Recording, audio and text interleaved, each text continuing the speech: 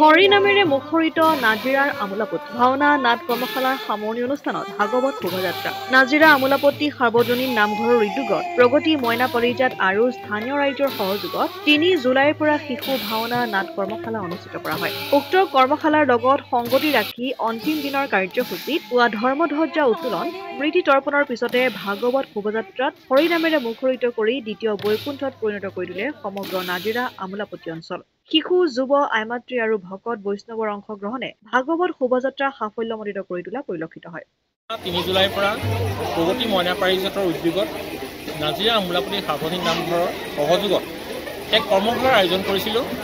এই কৰ্মশালাৰ আজি আমাৰ অন্তিম দিনৰ আমাৰ কাৰ্যসূচী হিচাপে আমাৰ প্ৰথমে ধৰ্মধ্বজা উত্তোলন হৈ গ'ল। তাৰপিছতে আমাৰ স্মৃতি তৰ্পণ, তাৰপিছতে আমাৰ স্থানীয় কিছুমান ব্যক্তিক আমি আমন্ত্ৰণ কৰি সম্বৰ্ধনা আগবঢ়ালোঁ। ইয়াৰ পিছতে আমাৰ আজি যি ভাগৱত ভ্ৰমণৰ কাৰ্যসূচী, এই ভাগৱত ভ্ৰমণৰ কাৰ্যসূচী আৰম্ভ কৰিবলৈ প্ৰস্তুত হৈছোঁ। আমাৰ এই কৰ্মশালাটোত প্ৰায় 50জনমান শিশুৱে অংশগ্ৰহণ কৰিছিলে। এখন ভাওনাত 50জন শিল্পীক ভাও দিয়াটো সম্ভৱপৰ নহয়। সেয়েহে আমি 35জন শিল্পীক আমি এই ভাওনাভাগীত অংশগ্ৰহণ কৰিবলৈ সুবিধা দিলোঁ। আমাৰ ভাওনাভাগীৰ নাম হৈছে হিন্দুমণিৰ পিতৃভক্তি আৰু দশৰথৰ স্বৰ্গ উদ্ধাৰ। এই নাটখনি সন্ধিয়া ঠিক 7 বজাৰ লগে লগে আজি আৰম্ভ হ'ব।